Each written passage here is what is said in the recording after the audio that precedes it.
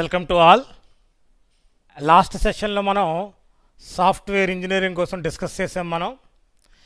ఈ సెషన్లో మనం ఎస్డిఎల్సి మోడల్స్ కోసం మనం డిస్కస్ చేసుకుంటాం. లాస్ట్ సెషన్లో మనం what is software engineering, what are the need of the software engineering, what are the characteristics of the good software engineer and what is software paradigm కోసం మనం డిస్కస్ చేసాం.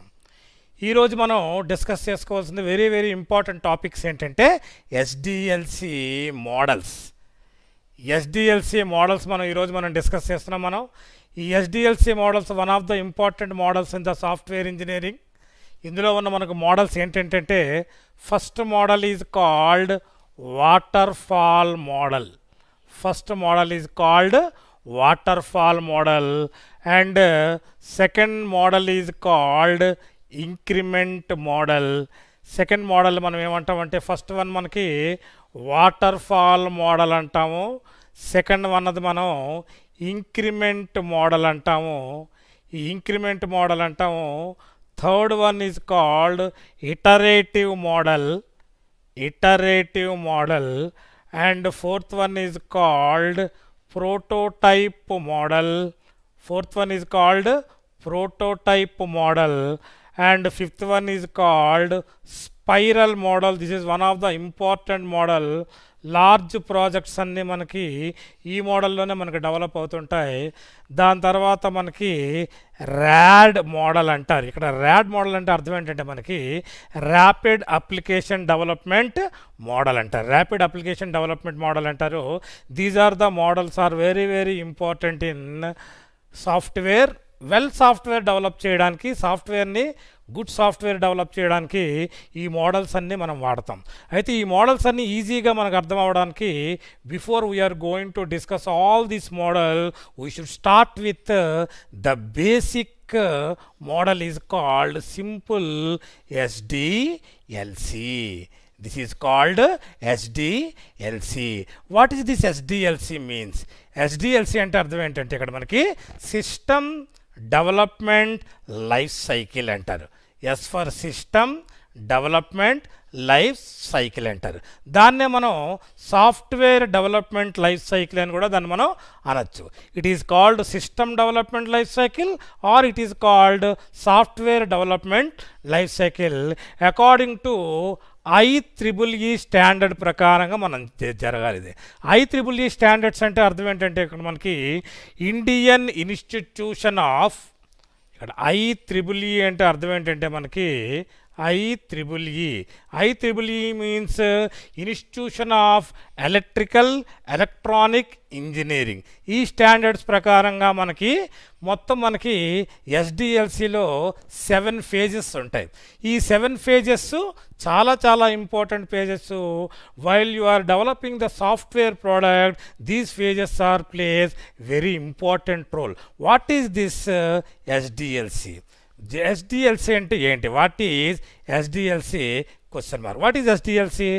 What is the real purpose of SDLC? SDLC means it is the systematic process for developing the software. It is a systematic process for developing the software.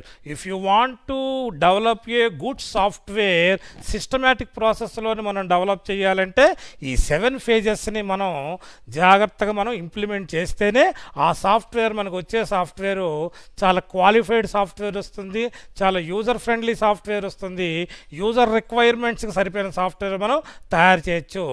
ఆ తాలూకా phases ఏంటో మనం ఇప్పుడు వరుసగా చూద్దాం.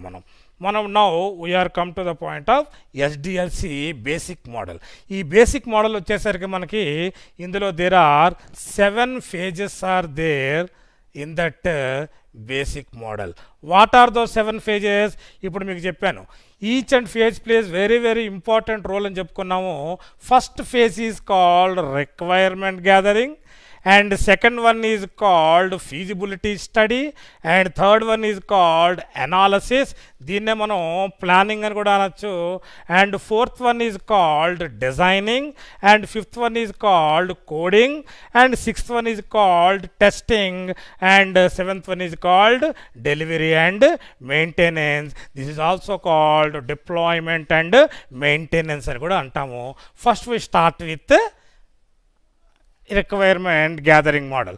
ఈ రిక్వైర్మెంట్ గ్యాదరింగ్ మోడల్ మనం చెప్పుకున్నప్పుడు here requirement means whenever company senior manager will collect the entire information from the customer, మనకి ఈ కస్టమర్ నుంచి కంప్లీట్ ఇన్ఫర్మేషన్ గ్యాదర్ చేసి, కంప్లీట్ ఇన్ఫర్మేషన్ అంటే అర్థం ఏంటంటే ఆ కస్టమర్కి సాఫ్ట్వేర్ తాలూకా రిక్వైర్మెంట్స్ ఏమున్నాయో ఆ రిక్వైర్మెంట్స్ అంతా ఈ సీనియర్ మేనేజర్ అన్నవాడు వెళ్ళి ఆ కస్టమర్తో కూర్చొని కస్టమర్తో టోటల్ ఇన్ఫర్మేషన్ గ్యాదర్ చేస్తాడు.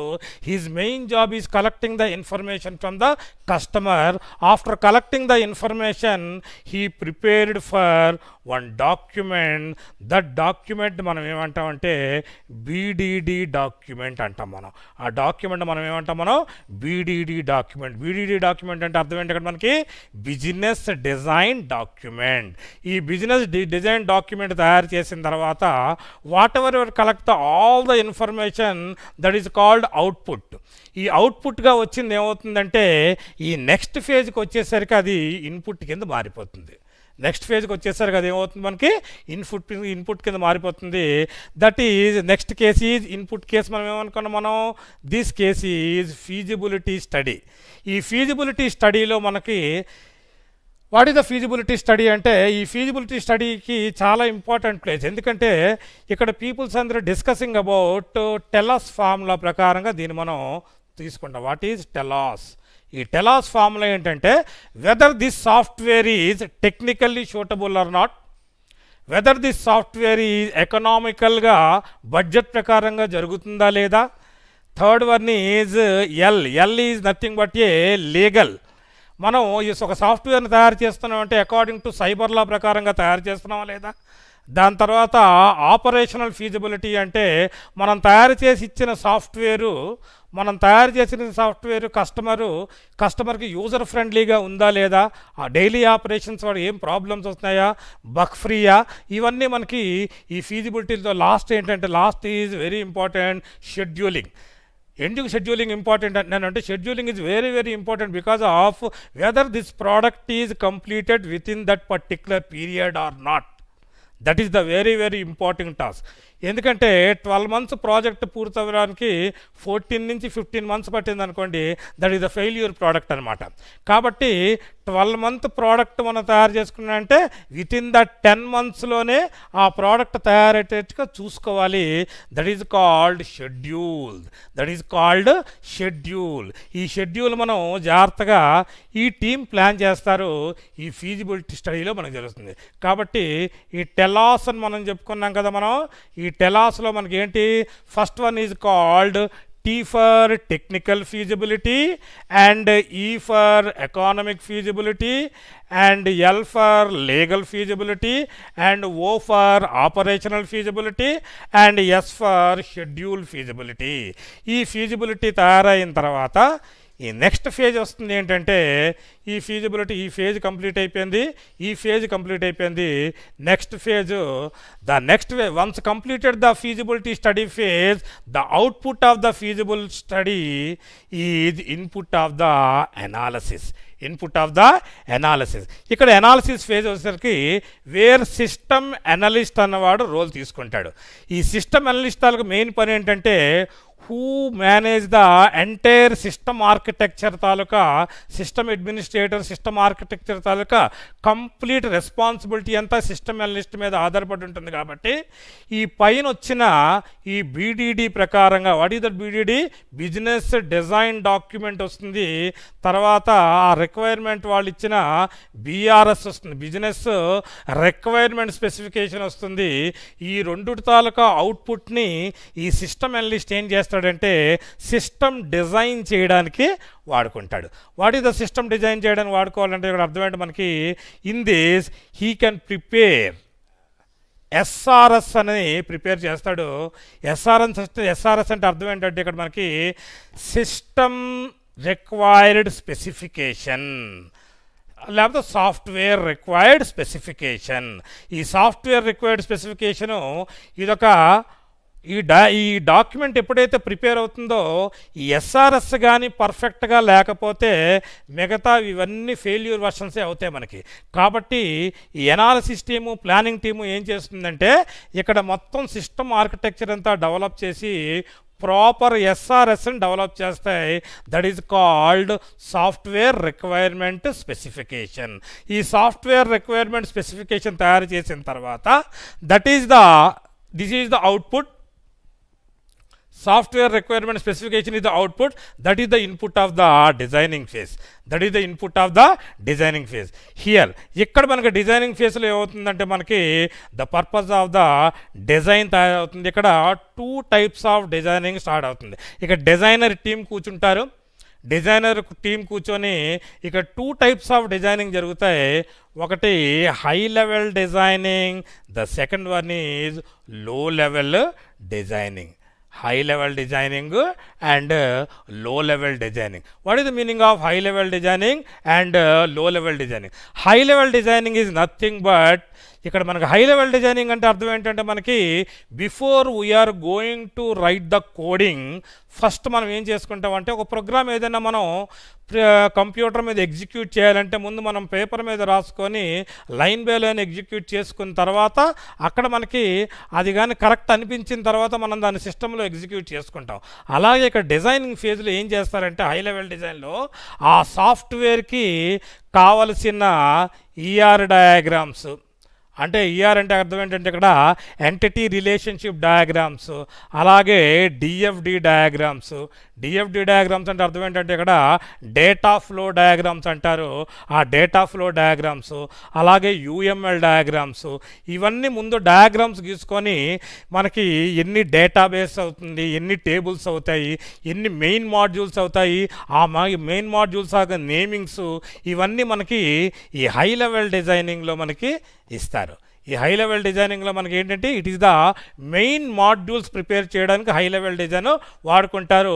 మెయిన్ మాడ్యూల్స్ అంటే nothing but it is the all the module names and databases and how many databases how many tables are required, and all ER diagrams, all DFD diagrams, all UML diagrams, ఇవన్నీ మనకి high లెవెల్లో మనకి prepare చేస్తారు.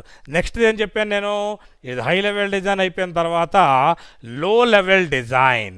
ఈ లో level డిజైన్లో ఏం జరుగుతుందంటే మనకి యాక్చువల్గా హై లెవెల్ డిజైన్లో మనకి మెయిన్ మాడ్యూల్ ప్రిపేర్ చేస్తారని చెప్పాను కదా, అలాగే లో లెవెల్ డిజైన్కి వచ్చేసరికి they are going to prepare the sub modules and child modules. Sub modules అంటే దాంట్లో ఉన్న లాజిక్స్, ఆ లాజిక్ ప్రకారంగా ప్రతి ఫంక్షనాలిటీస్కి ఆ లాజిక్ ఇవన్నీ వాళ్ళు డిజైన్ చేస్తారు, ఇంక్లూడింగ్ చైల్డ్ లాజిక్ని కూడా వాళ్ళు ఇక్కడ డిజైన్ చేస్తారు. ఇక్కడ డిజైనింగ్ పార్ట్లో ఎక్కడ మనకి కోడింగ్ కోసం డిస్కస్ చేయరు. Designing team is only designing the entire software. ఆ సాఫ్ట్వేర్ని ఎంటైర్గా డిజైన్ చేసి వాళ్ళకు ప్రిపేర్ చేసి ఇస్తారనమాట. ఆ డిజైన్ ప్రిపేర్ చేసిన అవుట్పుట్టే ఈ డిపార్ట్మెంట్కి వస్తుంది. That is called coding department అంటారు. డిపార్ట్మెంట్. ఇక్కడ మనకి సాఫ్ట్వేర్ ఇంజనీర్స్ తాలూకా రోల్స్ ఇక్కడ ఉంటుంది. మనకి entire software team plays a very important role in the software engineering కోడింగ్లో మనకి వీళ్ళ రోల్ ఉంటుంది. వీళ్ళ రోల్ ఏంటంటే మనకి జనరల్గా సాఫ్ట్వేర్ ఇంజనీరింగ్ అంటే మనం ఏమంటాం, సాఫ్ట్వేర్ని ప్రిపేర్ చేయాలి. సాఫ్ట్వేర్ని ప్రిపేర్ చేయాలంటే ఏదో ఒక లాంగ్వేజ్ మనం తీసుకోవాలి కదా. ఆ లాంగ్వేజ్ జావా కావచ్చు, సి కావచ్చు, C++ కావచ్చు, ఏదైనా లాంగ్వేజ్ కావచ్చు. ఆ ప్రోగ్రామ్ మొత్తం తయారు చేస్తారు. ప్రోగ్రామ్ ఎలా తయారు చేస్తారంటే ఇక్కడ ప్రోగ్రామ్ తయారు చేయడంలో they are using some technique. Some small programs are prepared or small modules are prepared. These are called units అంటారు. ఈ యూనిట్స్ అన్ని తయారు చేసి ఈ యూనిట్స్ అని ఏ యూనిట్కి ఆ యూనిట్ ఎగ్జిక్యూట్ చేసి చూసుకుంటారు వాళ్ళు. ఆ ఎగ్జిక్యూట్ చేసుకున్న తర్వాత వాళ్ళు ఇక్కడ ఈ ఫేజ్లోనే టూ టైప్స్ ఆఫ్ టెస్టింగ్స్ మనకి very important testing in the సాఫ్ట్వేర్లో రెండు టెస్టింగ్ ఉన్నాయి. One is called white box testing అంటారు, second one is called black box testing అంటారు. ఈ వైట్ బాక్స్ టెస్టింగ్ మాత్రమే ఇక్కడ చేస్తారు, బ్లాక్ బాక్స్ టెస్టింగ్ మాత్రం ఇక్కడ చేయరు.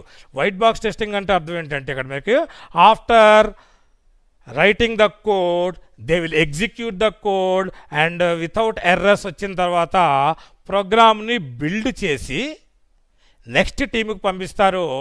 ఆ టీం ఏంటంటే మనకి టెస్టింగ్ టీం. ఈ మనకి కోడింగ్ టీం ఎంతైతే ఇంపార్టెంటో టెస్టింగ్ టీం కూడా అంతే ఇంపార్టెంట్. ఎందుకంటే వీళ్ళు తయారు చేసిన కోడ్ని మొత్తం ఇక్కడ టెస్టింగ్ టీం అంటూ ఒక టీం ఉంటుంది. ఆ test team according to that customer రిక్వైర్మెంట్కి సరిపోయిందో లేదో అని each and every functionality, each and every module and entire సాఫ్ట్వేర్ని వీళ్ళు లైన్ బై లైన్ చెక్ చేస్తారు. దీన్ని మనం టెస్టింగ్ టీం తయారు చేస్తారనమాట వీళ్ళు. ఈ టెస్టింగ్ టీంలో మళ్ళా ఇక్కడ చూడండి నెక్స్ట్ డయాగ్రామ్లో నేను మళ్ళీ 5 phases ఉన్నాయి చూడండి. ఇక్కడ టెస్ట్ ప్లానింగ్ అని, టెస్ట్ అనాలిసిస్ అని, టెస్ట్ డిజైన్ అని, టెస్ట్ ఎగ్జిక్యూషన్ అని, టెస్ట్ రిపోర్ట్ అని. దీనికి మనం ఏమంటాం, మనం STLC అంటాం దీన్ని కూడా మనం. What is the meaning of STLC? మనకి software testing life cycle. This is also plays a very important role. ఇక్కడ వాళ్ళకి అనలైజ్ చేయాలి, అనలైజ్ చేసిన తర్వాత ఎలా స్టార్ట్ చేయాలో చూడాలి, అండ్ ఈచ్ అండ్ ఎవ్రీ మాడ్యూల్ని చేయాలి, ఎవ్రీ ఇన్పుట్ అండ్ అవుట్పుట్ని వాళ్ళు ఇన్పుట్గా తీసుకోవాలి, అండ్ టెస్ట్ ఎన్విరాన్మెంట్ క్రియేట్ చేయాలి. ఇక్కడ టెస్ట్ ఎగ్జిక్యూషన్లో ఏం జరుగుతుందంటే యాక్చువల్ ఎగ్జిక్యూషన్ ఇక్కడ స్టార్ట్ అవుతుంది, లాస్ట్గా test report. After testing that each and every part of the software and each and every part of the units they prepare for report. ఆ report ఎలా ఉంటుందంటే what going well and what going wrong, what are the improvements are needed. ఇదంతా కలిపి వాళ్ళు ఏం చేస్తారంటే ఒక test రిపోర్ట్ని వాళ్ళు ఇస్తారు. ఆ టెస్ట్ రిపోర్ట్ ప్రకారంగా మనకి ఆ సాఫ్ట్వేర్ ప్రాపర్గా వర్క్ అవుతున్నదో లేదో మనకి తెలుస్తుంది. This is the purpose of this testing team. Testing టీంలో ఏమన్నా చూడండి, test planning, test analysis, test design, test execution and test report. మళ్ళీ ఒకసారి ప్రీవియస్గా రండి. ఈ టెస్టింగ్ అయిన తర్వాత last phase is nothing but delivery phase. దాన్ని మనం ఏమంటాం చెప్పాను, డిప్లాయ్మెంట్ ఫేజ్ అంటాం మనం. దాన్ని ఏమంటాం మనం, deployment phase. What is this deployment phase?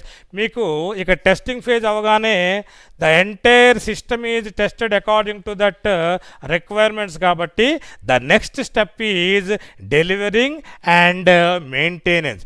Delivery and maintenance అంటే ఇక్కడ అర్థం ఏంటంటే ఇక్కడ బిఫోర్ డెలివరింగ్, బిఫోర్ డిప్లాయ్మెంట్ ఇక్కడ మళ్ళా 2 types ఆఫ్ టెస్టింగ్స్ జరుగుతాయి అన్నమాట. అందుకనే క్వాలిటీ ఆఫ్ ద సాఫ్ట్వేర్ అని చెప్పడానికి ఇదే కారణం. ఈచ్ అండ్ ఎవ్రీ ఫేజ్లో మనకి టెస్టింగ్ చేయకపోతే ఆ సాఫ్ట్వేర్ మనకి క్వాలిటీగా తయారవ్వదు. కాబట్టి ఇక్కడ కూడా మనకి టెస్టింగ్ తయారు చేస్తారు. ఆ టెస్టింగ్ని మనం ఏమంటామంటే alpha testing are beta testing అని 2 టెస్టులు ఉంటాయి. First test is called alpha testing, second test is called beta testing. ఇక్కడ ఆల్ఫా టెస్ట్, బీటా టెస్ట్ అర్థం ఏంటంటే ఆ క్లయింట్ యూజర్ ఎన్విరాన్మెంట్లో కాకుండా ఆర్గనైజేషన్ ఎన్విరాన్మెంట్లోకి వచ్చి తన సాఫ్ట్వేర్ ఏ విధంగా పనిచేస్తున్నాడో చూసుకుంటాడో దాన్ని మనం ఆల్ఫా టెస్టింగ్ అంటాము. ఈ బీటా టెస్టింగ్ అంటే అర్థం ఏంటంటే ఆ క్లయింట్ ఆ సాఫ్ట్వేర్ని వాళ్ళ ఎన్విరాన్మెంట్లో, క్లయింట్ ఎన్విరాన్మెంట్లో వాళ్ళ టీం చేత చెక్ చేయిస్తాడు, లేకపోతే థర్డ్ పార్టీ చేత ఆ సాఫ్ట్వేర్ని వాడు వెరిఫై చేయిస్తాడు. దాన్ని మనం ఏమంటామంటే బీటా టెస్టింగ్ అంటాం. ఈ ఆల్ఫా టెస్టింగు, బీటా టెస్టింగు జరిగిన తర్వాత అప్పుడు కస్టమర్ అన్నవాడు సాటిస్ఫై అయిన తర్వాత ఆ ప్రోడక్ట్ని అప్పుడు డెలివరీ చేస్తాం. డెలివరీ చేసిన వెంటనే మనకి మన తాలూకా responsibility, organisation responsibility is not completed at. After delivery very important part is maintenance. ఈ మెయింటెనెన్స్ పార్టింగ్ ఎలా ఉంటుందంటే సిస్టమ్ మనం డెలివరీ చేసిన తర్వాత ఎండ్ యూజరు డైలీ ఆపరేషన్స్ చేసుకున్నప్పుడు మనకి పనిచేసిన 3 మంత్స్కి కానీ 4 మంత్స్కి కానీ ఏవైనా చిన్న చిన్న ప్రాబ్లమ్స్ కానీ వాడికి ఆ సాఫ్ట్వేర్ ప్రోడక్ట్లో వస్తే దాన్ని మెయింటైన్ చేసిన బాధ్యత కూడా ఈ సాఫ్ట్వేర్ ఎవరైతే డిప్లాయ్మెంట్ చేశారో వాళ్ళకే రెస్పాన్సిబిలిటీ ఉంటుంది. కాబట్టి అకార్డింగ్ టు మనం ఆల్రెడీ రిక్వైర్మెంట్ గ్యాదరింగ్లోని ఫీజిబిలిటీ స్టడీస్లో మనం ఎస్ఆర్ఎస్లోని మనం బీఆర్ఎస్లోని మనం చెప్పాను ఎస్ఆర్ఎస్ బీఆర్ఎస్ ఇందులో మనం ఆల్రెడీ మనం బిజినెస్ రిక్వైర్మెంట్ ఏదైతే స్పెసిఫికేషన్లో మనం మాట్లాడుకుంటామో ఆ విధంగా మెయింటెనెన్స్ ఉంటుంది. ఆ మెయింటెనెన్స్ మేబీ ఫ్రీ మెయింటెనెన్స్ కావచ్చు, లేకపోతే పెయిడ్ మెయింటెనెన్స్ కూడా కావచ్చు. That maintenance may be free, that maintenance may be paid. కాబట్టి 2 టైప్స్ ఆఫ్ మెయింటెనెన్స్ ఉంటుంది. లేకపోతే మెయింటెనెన్స్ మేబీ 50-50 కూడా ఉంటుంది. మనకి ఆ మెయింటెనెన్స్ ఆ విధంగా మెయింటైన్ చేసి ఫర్దర్గా ఏమైనా ఎన్హాన్స్మెంట్ వస్తే, ఫర్దర్గా ఏమైనా టెక్నాలజీ కానీ డెవలప్ చేయవలసి వస్తే, న్యూ టెక్నాలజీ కానీ ఇంప్లిమెంట్ చేసి వస్తే ఆ సాఫ్ట్వేర్ని ఈ మెయింటెనెన్స్ టీంలో మళ్ళీ వాళ్ళు అదంతా వాళ్ళు చూసుకుంటారు.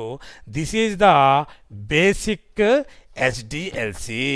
This is very very very important. ఈ బేసిక్ SDLC మనకి జాగ్రత్తగా వచ్చి ఆ బేసిక్ SDLCతో పాటు STLC కాన్సెప్ట్ కూడా మనం జాగ్రత్తగా కానీ చూసుకుంటే, అంటే మనకి SDLC అంటే అర్థం ఏంటి చెప్పుకున్నాం మనం, సిస్టమ్ డెవలప్మెంట్ లైఫ్ సైకిల్. ఇక్కడ STLC అంటే సిస్టమ్ టెస్టింగ్ లైఫ్ సైకిల్. ఇందులో కానీ ఈ రెండు కానీ మనం జాగ్రత్తగా చూసుకుంటే మనకి ఈ మోడల్స్ మనం చెప్పిన వాటర్ ఫాల్ మోడల్ కానీ, ఇంక్రిమెంట్ మోడల్ కానీ, ర్యాపిడ్ అప్లికేషన్ డెవలప్మెంట్ మోడల్ కానీ, ప్రోటోటైప్ మోడల్ కానీ, స్పైరల్ మోడల్ కానీ, ఇవన్నీను ఆల్మోస్ట్గా ఫేజెస్ అన్నీ మనకి సేమ్గానే ఉంటాయి. కొంచెం లిటిల్ బిట్ ఆఫ్ డిఫరెన్స్ ఉంటుంది. ఈ ఫేజెస్ కానీ అర్థమైతే మొత్తం ఆ కాన్సెప్ట్ మొత్తం మనకి అర్థమవుతుంది. This is the concept is called SDLC. SDLC means System Development Life Cycle, or it is called Software Development Life Cycle. It is mainly used for systematic process of developing the software. ఈ software develop చేసిన తర్వాత మనకి next question ఏమొస్తుందంటే, ఆ software అన్నది ఆ software తాలూకా మనకి good సాఫ్ట్వేరా అది కాదా అన్నది మనకి తెలియాలంటే దట్ ఈజ్ కొన్ని సాఫ్ట్వేర్ క్యారెక్టరిస్టిక్స్ బట్టి మనకుంటాయి. ఆ క్యారెక్టరిస్టిక్స్ బట్టి సాఫ్ట్వేర్ అన్నది గుడ్ సాఫ్ట్వేరా బ్యాడ్ సాఫ్ట్వేరా అని మనం డిస్కస్ చేస్తాం. కాబట్టి మనం some of the characteristics of the software ముందు చూద్దాం. Some of the characteristics of the software చూసేసరికి మనకి ఇక్కడ 3 వచ్చాయి చూడండి. ఒకటి ఆపరేషనల్, 2 ట్రాన్సిషనల్, 3వది మెయింటెనెన్స్. ఒకటి ఆపరేషనల్, 2వది ట్రాన్సిషనల్, 3వది మెయింటెనెన్స్. ఇక్కడ ఆపరేషనల్ వచ్చేసరికి ఫస్ట్ వన్ దీంట్లో కరెక్ట్నెస్. ఏంటి మనకి correctness. What is the meaning of correctness అంటే, if you want to develop the good software always have good design, should correctly implementing all functionality identify in SRS. ఎస్ఆర్ఎస్లో ఉన్న document ప్రకారంగా all functional అన్నీను మనకి ప్రాపర్గా run అవుతున్నాయా లేదా చూసుకున్న, ప్రాపర్గా design చేసామా లేదా అనే చూసుకుంటాము. అది మనకు ఆపరేషన్లో first one is called correctness. జాగ్రత్త చూడండి, ఫస్ట్ వన్ ఆపరేషన్లో మనం ఏమనుకున్నాం, ఆపరేషన్లో first one is correctness.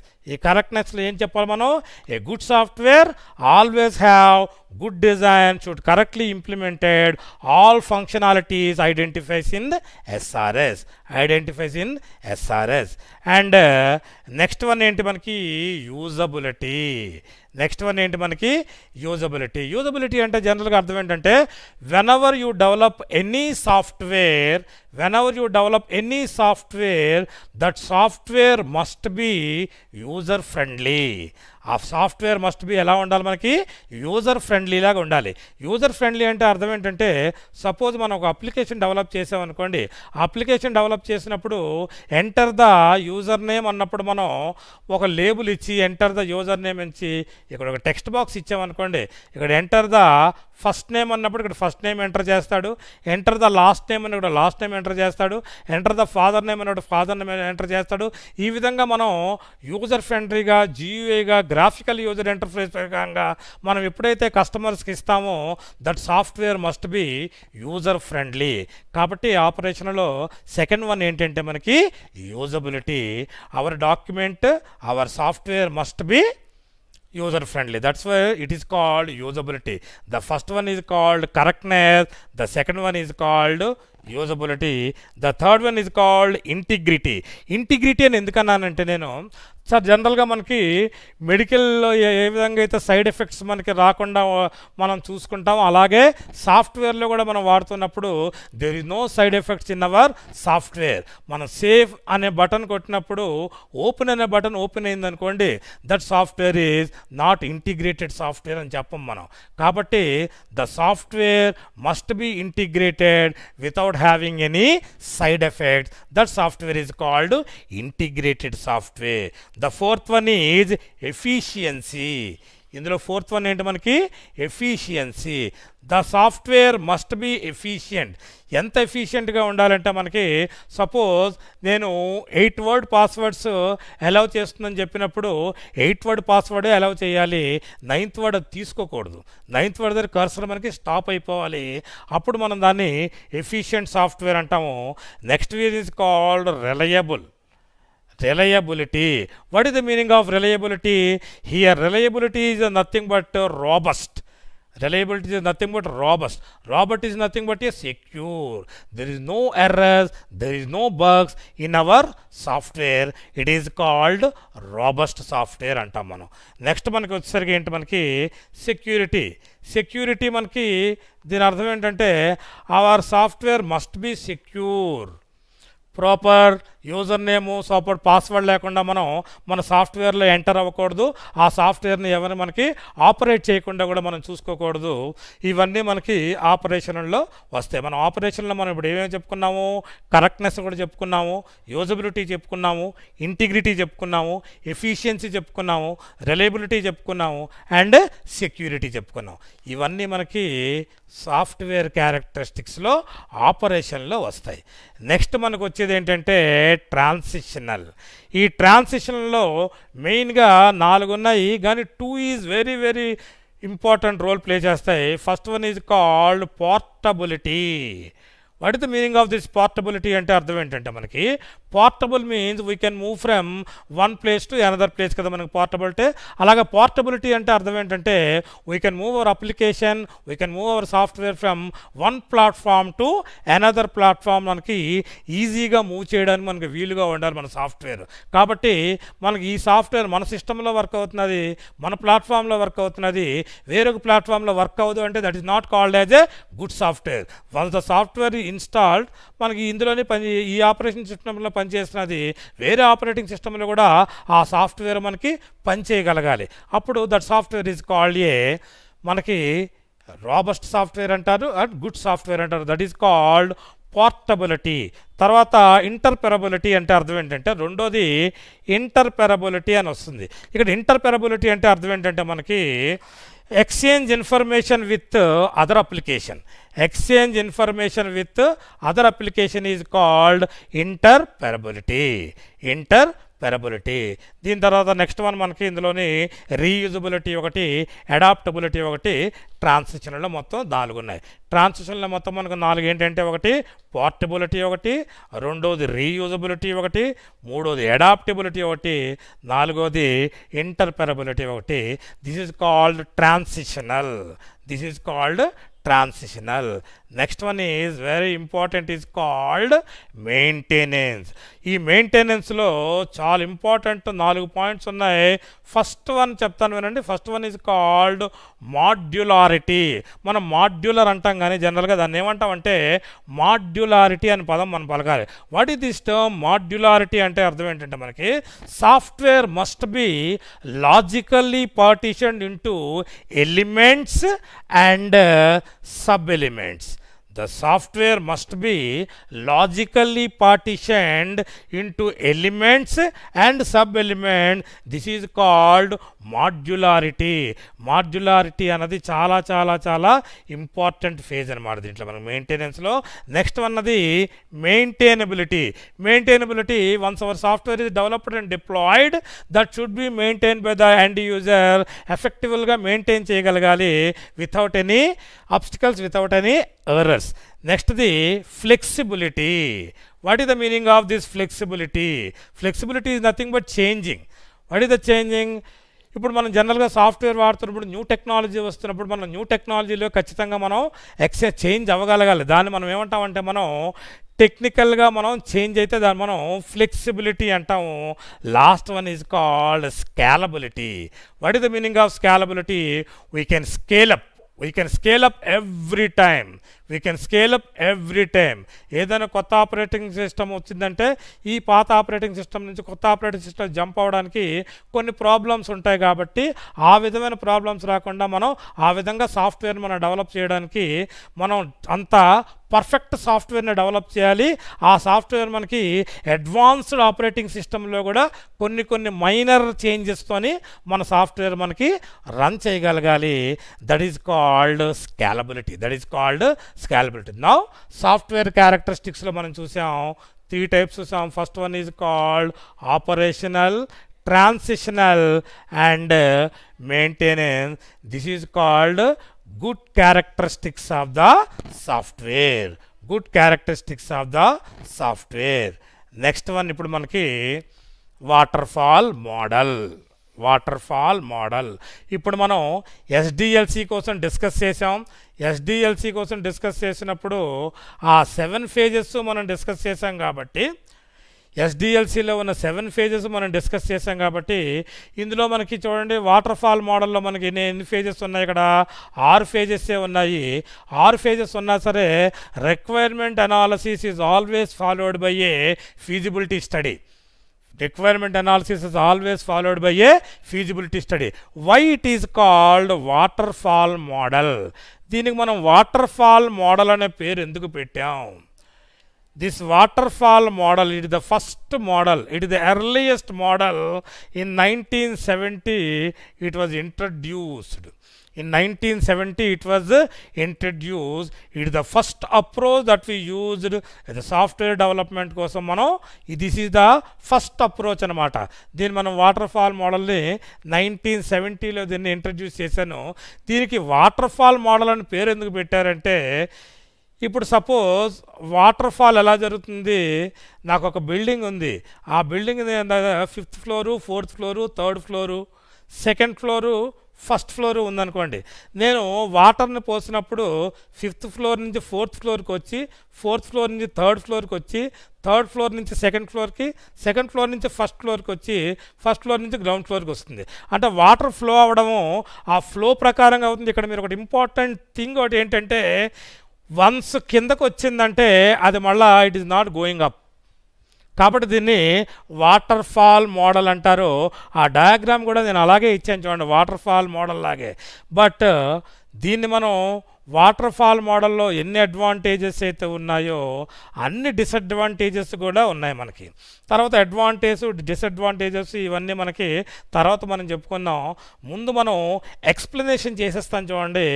What is waterfall model? Explain waterfall model అంటే మీరేం చెప్తారంటే ఫస్ట్ పాయింట్ ఇందులో waterfall model is the waterfall model is the earliest approach that was used in the software development. and first point రాయండి. రెండో point ఏం రాస్తారంటే waterfall model is the example of sequential model అంటాం. Waterfall model is the example of sequential model అంటాం. It is also called linear sequential model అని కూడా అంటాం. It is also called linear sequential models అని కూడా అంటాం మనం. ఈ వాటర్ఫాల్ మోడల్ని లీనియర్ సీక్వెన్షియల్ మోడల్ కూడా అంటాము. థర్డ్ పాయింట్ దీంట్లో ఉన్నది ఏం చెప్పాను నేను, after completion of the one phase, ఈ ఫేజ్ కంప్లీట్ అయిన వరకు నెక్స్ట్ ఫేజ్లో ఎంటర్ కాదు. మనకి రిక్వైర్మెంట్ అనాలిసిస్ ఫేజ్ కంప్లీట్ అయిన వరకు సిస్టమ్ డిజైనింగ్ ఫేజ్లోకి ఎంటర్ కాదు. కాబట్టి after completion of the one phase it will enter to the next phase అనమాట. మనకి తర్వాత ఏం రాస్తాం మనం, it is also called the classic water fall model అని కూడా మనం చెప్తాం. This is also called the classic water fall model చెప్తాం. లాస్ట్ పాయింట్ ఏంటి రాస్తారంటే, it is very easy to understand and easy to use అని మనం రాయొచ్చు. It is very easy to understand and easy to use. ఇక్కడ మనకి ఇలా ఇవ్వచ్చు, మీరు ఈ విధంగా యారోస్ ఎందుకు పెట్టామంటే, మనం ఒక ఫేజ్ కంప్లీట్ అయిన వరకు ఇంకో ఫేజ్లోకి ఇక్కడ మనకి ఎంటర్ కాదు. ఫస్ట్ మనకి requirement analysis phase. Requirement analysis ఫేజ్కి జరిగే ముందు you will hear the senior manager will collect the all the information from the clients. All the information from the client. After collecting the information, he will prepare one BRS. He will prepare one BRS. BRS means here business required specification. Business required specification. మీకు నేను చెప్పాను, required అనాలిసిస్కి system డిజైన్కి మధ్యన ఒక phase ఉంటుంది. ఆ phase ఏంటంటే feasibility study. ఇక్కడ కూడా మనం చెప్పుకున్నప్పుడు ఆ టెలాస్ అని చెప్పాను కదా నేను, ఆ టెలాస్ ఫార్ములాని మళ్ళీ మనకి ఈ వాటర్ ఫాల్ మోడల్లో కూడా మనకి ఫాలో అవుతాడు. వాట్ ఈస్ ద టెలాస్? Technical feasibility, economic feasibility, legal feasibility, operational feasibility and scheduling feasibility. Technical feasibility అంటే మనకు వాటర్ ఫాల్ మోడల్లో జనరల్గా స్మాల్ ప్రాజెక్ట్స్ మనం చేస్తున్నాం కాబట్టి టెక్నికల్ ఫీజిబిలిటీలో proper technical team is available or not అని చూసుకుంటాడు. Is at our system, current సిస్టంలో పర్టికులర్ సాఫ్ట్వేర్ మనం రన్ చేయగలమా లేదా, ఇవన్నీ మనకి టెక్నికల్ ఫీజిబిలిటీలో వాళ్ళు చూసుకుంటారు. నెక్స్ట్ ఫీజిబిలిటీ ఏంటి? Economic feasibility. In the economic feasibility they will check whether this project is completed within that budget or not. That is called economic feasibility. Third one is legal feasibility. ఏంటి? మనం తయారు చేసిన software cyber law ప్రకారంగా మనం చేసామా లేదా అన్నది మనకి తయారు చేసుకుంటాం కాబట్టి దాన్ని మనకి ఇక్కడ మనకి లీగల్ ఫీజిబిలిటీ అంటాం. తర్వాత ఆపరేషనల్ ఫీజిబిలిటీ, మనం ఇచ్చిన సాఫ్ట్వేరు కస్టమర్ అన్నది ప్రాపర్గా ఆపరేషనల్ చేయగలడా లేడా చూసుకుంటాం.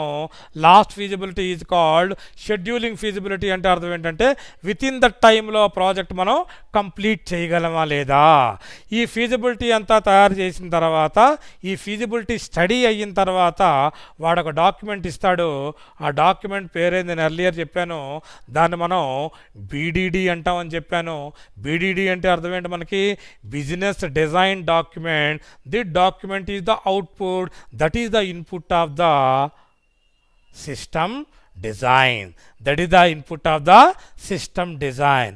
ఇక్కడ సిస్టమ్ డిజైన్ వచ్చిన తర్వాత మనం ఎస్డిఎల్సిలో చెప్పుకున్నట్టుగా మనకి సిస్టమ్ డిజైన్లో యాక్చువల్గా ఏం చేస్తాడు? మనకి సిస్టమ్ డిజైన్లో మనకి కంప్లీట్ సిస్టమ్ని డిజైన్ చేస్తాడు. కంప్లీట్ సిస్టమ్ డిజైన్ చేయడం అంటే అర్థం మనకు హై లెవెల్ డిజైన్ జరుగుతుందని చెప్పాను, లో లెవెల్ డిజైన్ జరుగుతుందని చెప్పాను. హై లెవెల్ డిజైన్లో ఆల్ మనకి ఈఆర్ డయాగ్రామ్స్ కానీ, మనకి ఫ్లో చార్ట్స్ కానీ, మనకి యూఎంఎల్ డయాగ్రామ్స్ కానీ, మెయిన్ మాడ్యూల్స్ కానీ ఇవన్నీ డిజైన్ చేయడం, వాటికి నేమింగ్ చేయడం ఇవన్నీ ఇస్తాడు. లో లెవెల్ వచ్చేసరికి మనకి సబ్ మాడ్యూల్స్ కానీ, సబ్ మాడ్యూల్స్తో పాటు అందులో ఉన్న చైల్డ్ మాడ్యూల్స్ కానీ ఇవన్నీ డిజైన్ చేయడం.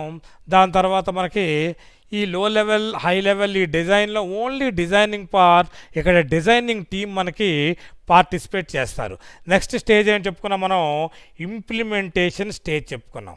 ఇక్కడ ఇంప్లిమెంటేషన్ స్టేజ్ అంటే ఇక్కడ అర్థం ఏంటంటే మనకి దీంట్లో మనం ఇంప్లిమెంటేషన్ స్టేజ్లో మనకి కోడింగ్, ఇక్కడ జాగ్రత్తగా వినండి, కోడింగ్ అండ్ యూనిట్ టెస్టింగ్ అంటాడు. Coding and unit testing.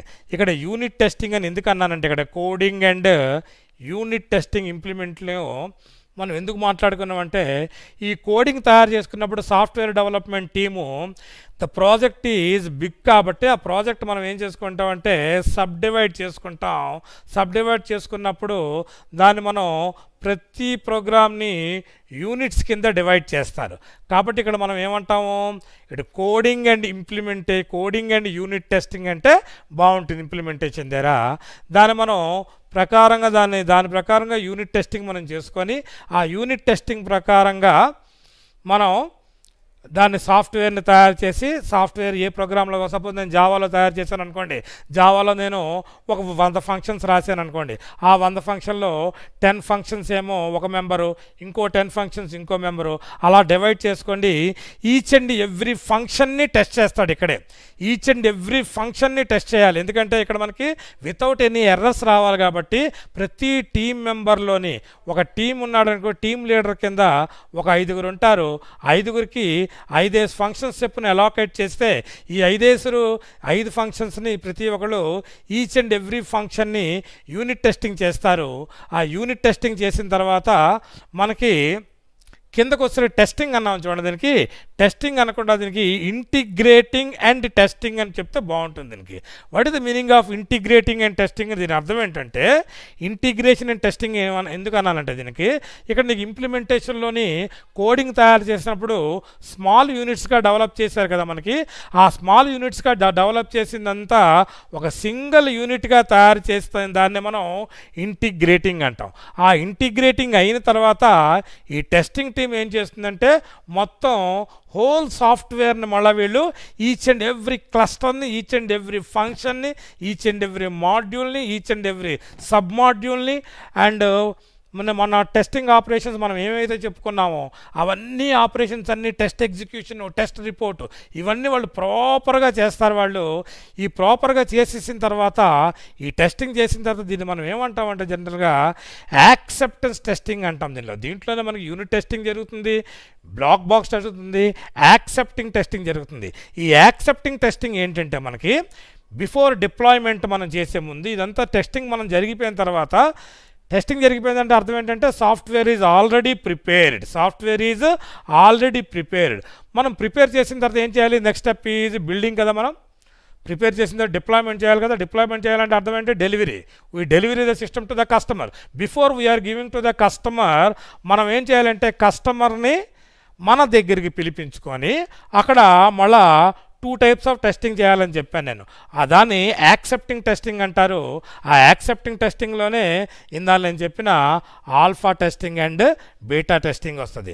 Alpha testing, beta testing ఏంటంటే మనకి యూజర్ సైట్లో కాకుండా ఆర్గనైజేషన్లో కస్టమర్ని కూర్చోబెట్టి each and every part of the సాఫ్ట్వేర్ని ఎక్స్ప్లెయిన్ చేస్తాడు. దాన్ని మన యూజర్ సాటిస్ఫై అయిన తర్వాతే అన్లెస్ మార్కెట్లో వాడికి రిలీజ్ చేస్తారు, కస్టమర్కి రిలీజ్ చేస్తారు. అప్పుడు కస్టమరు ఆల్ఫా టెస్టింగ్ అయిన తర్వాత ఫర్దర్ టెస్టింగ్ చేసుకోవడానికి ఆ క్లయింట్ ఏరియాకి వెళ్ళిన తర్వాత మళ్ళీ అగైన్ వాళ్ళ టీమ్ మెంబర్స్లో కానీ మళ్ళీ దాన్ని థర్డ్ పార్టీతో కానీ వాడు టెస్టింగ్ చేయిస్తాడు. దాన్ని మనం ఏమంటామంటే మనం బీటా టెస్టింగ్ అంటాం. దాన్ని ఏమంటాం మనం? Beta testing. After alpha testing and beta testing is completed, our job is over because the software is completed. The last and final step is maintenance. ఈ maintenance also part very important role play చేస్తుంది maintenance. ఎందుకంటే ఇక్కడ maintenance release the product చేస్తాం, మనం ఖచ్చితంగా support ఇవ్వాలి. ఎవరికి? మనం కస్టమర్కి మనం సపోర్ట్ ఇవ్వాలి. మెయింటెనెన్స్ కూడా మనం మెయింటెనెన్స్ ఏమిటంటే మనకి అకార్డింగ్ టు మనం ఎస్ఆర్ఎస్లో మెయింటైన్ చేస్తాం కదా. ఎస్ఆర్ఎస్లో ఆల్రెడీ మనం సిస్టమ్ రిక్వైర్మెంట్ అనాలిసిస్లోని, బిజినెస్ రిక్వైర్మెంట్ అనాలిసిస్లోని మనం లీగల్ అగ్రిమెంట్స్ ఇవన్నీ రాసుకుంటాం కస్టమర్స్తోని. అకార్డింగ్ టు దట్ మనం మెయింటెనెన్స్ 50-50 మెయింటెనెన్స్ కానీ, పెయిడ్ మెయింటెనెన్స్ కానీ, కొన్ని ఆర్గనైజేషన్లు అయితే ఫ్రీ మెయింటెనెన్స్ కానీ, 1 year ఫ్రీ కానీ, 6 months ఫ్రీ కానీ, ఈ విధంగా మనకి మెయింటెనెన్స్ చేస్తుంటారు. This is called water fall model.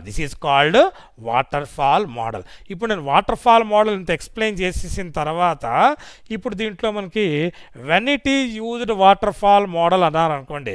When it is used water fall model అంటే ఇక్కడ 3 points ఇచ్చాను చూడండి. Requirements are very well documented, clear and fixed. Already నేను మీకు రిక్వైర్మెంట్ అనాలిసిస్ చెప్తున్నప్పుడు ఇది నేను చెప్పాను. నేను requirement analysis, whenever senior member collecting the information from the customer, the information must be clear. The information must be clear. Once the BRS is prepared, no information can be taken by senior manager. వాళ్ళు customer నుంచి ఏ information వాళ్ళు తీసుకోరు కాబట్టి requirements are very well documented, clear and fixed. Next one ఏమన్నాడు, product definition is stable, it is static. ఇది స్టేబుల్గా ఉంటుంది. ఇది మధ్యలో ఫేజ్ 1, phase 2, phase 3 మొత్తం మనం ఈ వాటర్ ఫాల్ మోడల్లో 6 phases మనం చెప్పుకున్నాం కాబట్టి ఈ 6 phases అయిపోయిన తర్వాత ఈ 6 phases మనకి ఎప్పుడైతే కంప్లీట్ అయ్యిందో మనకి ఇందులో ఏ ఫేజ్ని ఒక ఫేజ్ కంప్లీట్ అయిపోయిన తర్వాత రెండో ఫేజ్లోకి వచ్చిన తర్వాత మళ్ళీ ఫస్ట్ ఫేజ్కి వెళ్ళమంటే ఇట్ ఈస్ నాట్ పాసిబుల్ అని చెప్పుకున్నాం మనం. తర్వాత మూడోది ఏమన్నాడంటే technology is understood and not dynamic. This is very important point, you have to note down, not dynamic. So water fall మోడల్లో మనకు అందుకని కాంప్లెక్స్ ప్రాజెక్ట్లో కానీ బిగ్ ప్రాజెక్ట్స్లో కానీ మనకి వాటర్ ఫాల్ మోడల్ని ఎక్కువగా మనం వాడం. Because of water fall model is not dynamic, it is static, it is fixed అనమాట. సపోజ్ నేను ఒక క్యాలిక్యులేటర్ అనే ప్రాజెక్ట్ నేను తయారు చేస్తుంటానంటే ముందే నేను ఒక ఫిక్స్డ్ రిక్వైర్మెంట్స్ని నేను తీసేసుకొని ఆ ప్రాపర్ రిక్వైర్మెంట్ ప్రకారంగా మాత్రమే నేను ఆ ప్రాజెక్ట్ డెవలప్ చేస్తాను. న్యూ ఎన్హాన్స్మెంట్స్కి ఎక్కువగా ఛాన్స్ దీంట్లో ఉండదు. తర్వాత there are no ambiguous requirement. What is the meaning of here? Ambiguous. There is no confusion while taking the requirement. There is no confusion కాబట్టి there is no ambiguous requirement అంటే no confusion అనమాట. తర్వాత ample resources with require expertise are available to the support to the product అన్నాడు. అది కూడా మనం first requirement అనాలిసిస్లో చెప్పాను. Whenever taking the information from the customer ample resource మనం ఎక్కడ మనకి ఫీజిబిలిటీ స్టడీలో మనకి ఇవన్నీ డిస్కస్ చేస్తాం. Whether that project is completed with that stipulated period or not, all the resources are available or not, all the legal permissions ఉన్నాయా లేదా, ఇవన్నీ మనం ఆల్రెడీ మనం చెక్ చేసుకుంటాం కాబట్టి ample resources with required expertise and available support the product. తర్వాత the project is చాలా important చూడండి, ఇందాక నేను చెప్తున్నాను the product is short, the product is short. The water fall model cannot be applied in big ప్రాజెక్ట్స్లో మనం దీన్ని వాడం. The water fall model only used in the small projects. ఇక్కడ మనకి some of the advantages of the water fall model. ఇప్పుడు సింపుల్గా నేను water fall model చెప్తున్న దగ్గర నుంచి it is very easy to understand, ఫస్ట్లోనే నేను ఆల్రెడీ చెప్పేశాను. అవే ఇక్కడ మనం అడ్వాంటేజ్ కింద తీసుకున్నాం చూడండి. Simple and easy to understand and use అన్నాడు. తర్వాత easy to manage due to rigidity of the model అన్నాడు. థర్డ్ ఏమన్నాడు, phases are processed and completed one at a time. Once the one phase is completed, it is never go to the next phase. మళ్ళీ previous ఫేజ్లోకి అది వెళ్ళదు కాబట్టి this is one of the advantage. Next one ఏమన్నాడు అడ్వాంటేజ్లో, works well for small projects అన్నాడు. మీరు small projects అనుకోండి, work well for small projects only. Work well for small project only, because of if you want to develop the big projects, this model is not suitable because of ఈ model మనం వాడాం. తర్వాత increment model ఉంది, iterative model ఉంది, తర్వాత rat model ఉంది, తర్వాత మనకి spiral model ఉంది. ఈ మోడల్స్ మనం తర్వాత డిస్కస్ చేసుకుంటాం. Whenever we are dealing with the big projects మనం వాటర్ ఫాల్ మోడల్ అన్నది మనం వాడాం కాబట్టి it is works well for smaller project. Next requirements are very well understand, all the requirements are very understand before we are taking the. మనం ఎనాలిసిస్కి వెళ్ళే ముందే మనకి వాడు బీడీడీ ఆల్రెడీ ప్రిపేర్ చేసి ఇస్తాడు, బీఆర్ఎస్ ఆల్రెడీ ప్రిపేర్ చేసి ఇస్తాడు కాబట్టి రిక్వైర్మెంట్స్ మనకు ఆల్రెడీ తెలిసిపోతుంటాయి. కాబట్టి ఆ రిక్వైర్మెంట్ మనకి అండర్స్టాండ్ చేసుకున్న తర్వాతే మనకి సిస్టమ్ ఆర్కిటెక్చర్ మనం మొదలెడతాం. Clearly defined stages, every stages is clear, every stage is clear. Every stage is clear అంటే అర్థం ఏంటి మనకి?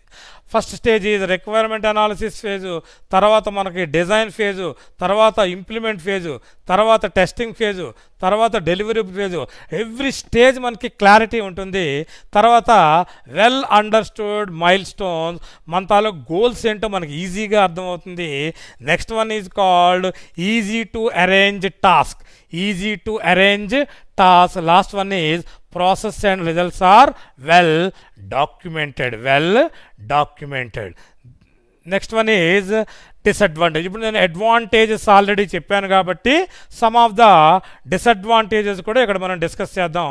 What are the disadvantages? ఇక్కడ మెయిన్ డిసడ్వాంటేజ్ ఏంటంటే మనకి high amount of risk and uncertainty, because of it will handle the only small projects కాబట్టి ఇందులో మనకి రిస్క్ చాలాగా ఉంటుంది, చాలా రిస్క్ ఉంటుంది. మనకు వన్స్ రిక్వైర్మెంట్స్ వచ్చేసిన తర్వాత కస్టమర్ మళ్ళా ఎక్స్ట్రా రిక్వైర్మెంట్ కావాలనుకున్నా సరే వాడికి పాసిబిలిటీ కాబట్టి మనకి ఎప్పుడైతే రిక్వైర్మెంట్ అనాలిసిస్లోనే మొత్తం క్లారిటీ ఇచ్చేయాలి, లేకపోతే high amount of risk you have to face.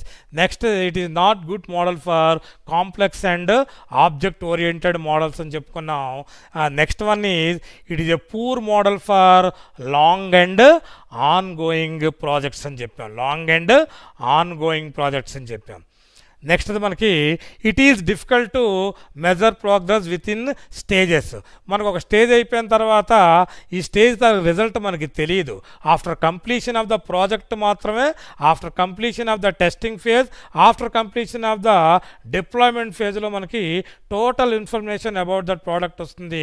Cannot తర్వాత నెక్స్ట్ పాయింట్ ఏంటంటే కెనాట్ అకామిడేట్ చేంజింగ్ రిక్వైర్మెంట్. ముందే మనం చెప్పుకున్నట్టుగా వన్స్ రిక్వైర్మెంట్ ఫిక్స్డ్ అయిపోయాం కాబట్టి మధ్యలో మనం మార్చుకోవడానికి వీలుండదు.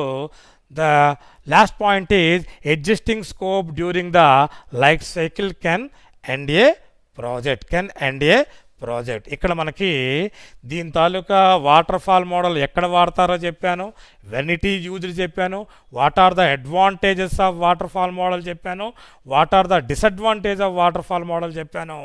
అండ్ నెక్స్ట్ ఇంక్రిమెంట్ మోడల్ మనం నెక్స్ట్ సెక్షన్లో మనం డిస్కస్ చేసుకుందాం. Thank you very much.